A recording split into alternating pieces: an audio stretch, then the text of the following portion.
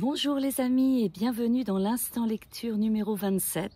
Alors le dernier chapitre de mon livre, Z comme zoo de Douai et zénitude, parce qu'effectivement nous avons un endroit exceptionnel à 2 pas de mon village exceptionnel lui aussi de Fontevraud-l'Abbaye.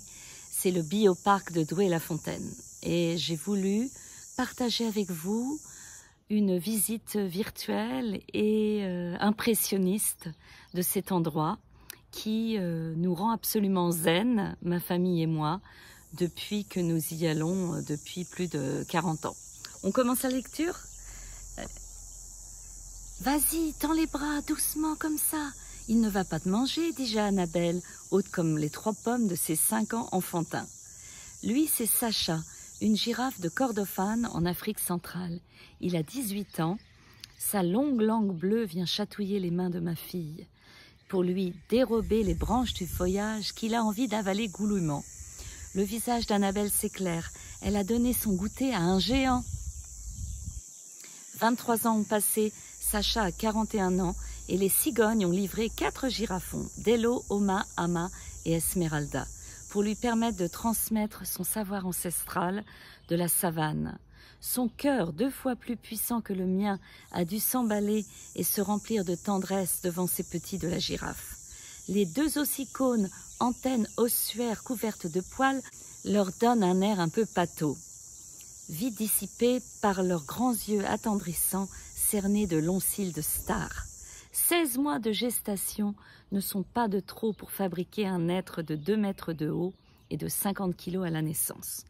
61 ans passés depuis l'ouverture du parc et les 3 générations de la famille fondatrice, Louis, Pierre et François Gay, peuvent se vanter d'avoir tenu leurs promesses pour la nature. La vie de Louis avait basculé en 1960 avec la découverte d'une ancienne carrière d'extraction de pierre, laissée à l'abandon à Douai-la-Fontaine. Bien que restaurateur, il était épris de nature depuis son enfance et rêvait d'un domaine peuplé d'animaux. Il avait trouvé son lieu de prédilection en friche qui ne demandait qu'à être révélée. À chacune de nos visites, nous renouvelons notre capacité d'émerveillement à la rencontre des animaux du parc qui y vivent dans un bien-être incomparable.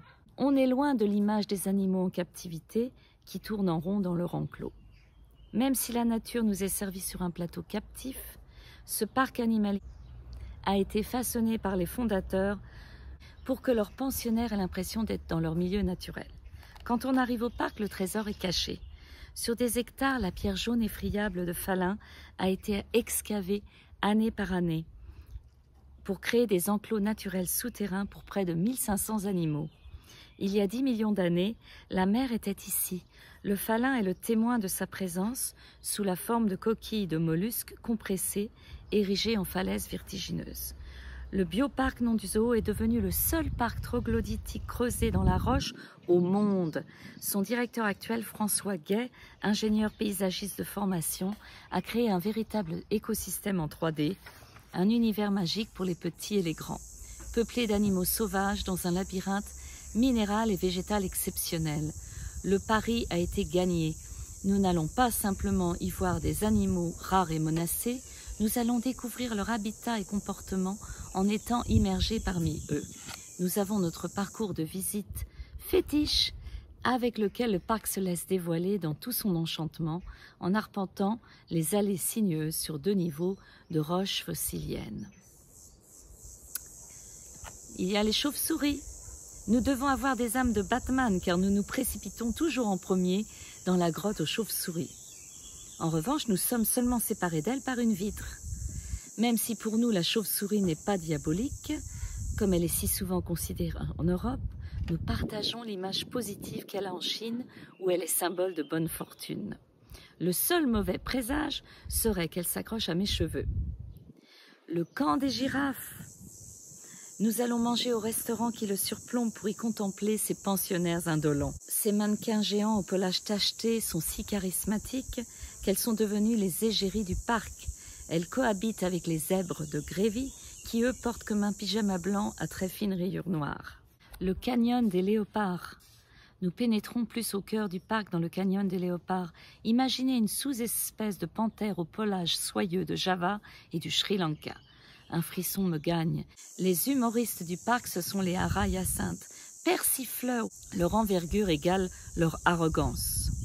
Parés d'un majestueux plumage bleu roi et d'yeux perçants, cernés de jaune et d'un bec noir, ils donnent l'impression de jacasser et de jacter sur les visiteurs en se trémoussant sur leurs poteaux en bois, en s'accrochant leur bec serré épaule contre épaule. C'est comme s'ils allaient donner leur avis sur le TripAdvisor des visiteurs. La grande volière sud-américaine.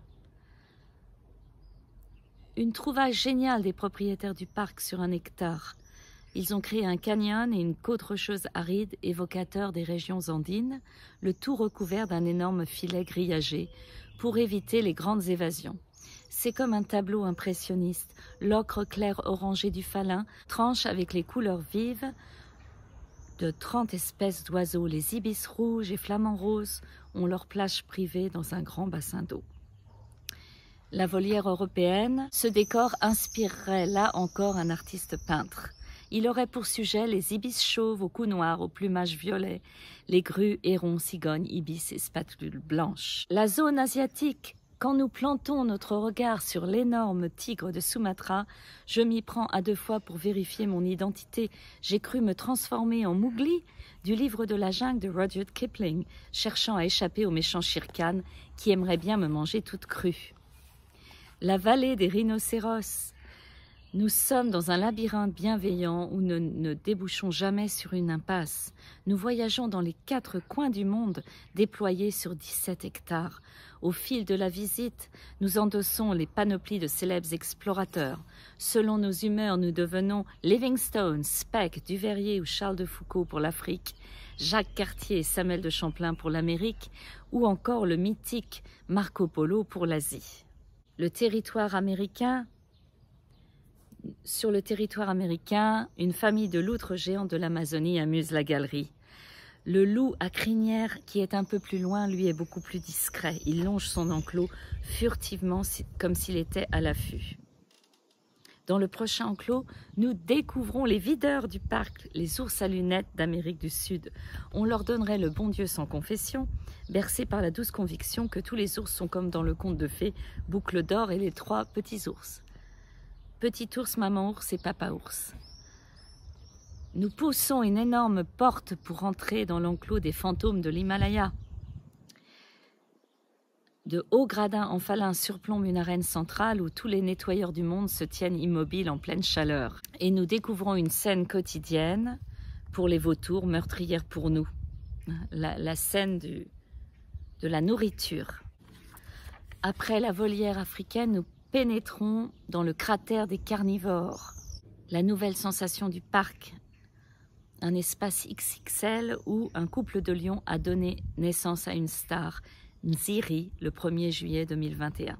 Son prénom veut dire magnifique en swahili. Ce beau bébé suscite l'attention de tous les visiteurs. Nous habitons dans la région depuis 35 ans et il n'y a pas eu une année où nous avons manqué d'aller au zoo en famille. Nous y puisons, nos enfants et nous, une profonde réserve de zénitude. Eh bien, voilà, c'est ce que ce livre a créé pour moi, la zénitude.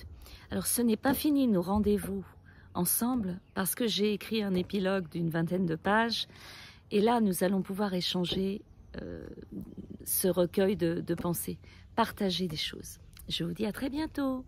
Bonne journée, les amis.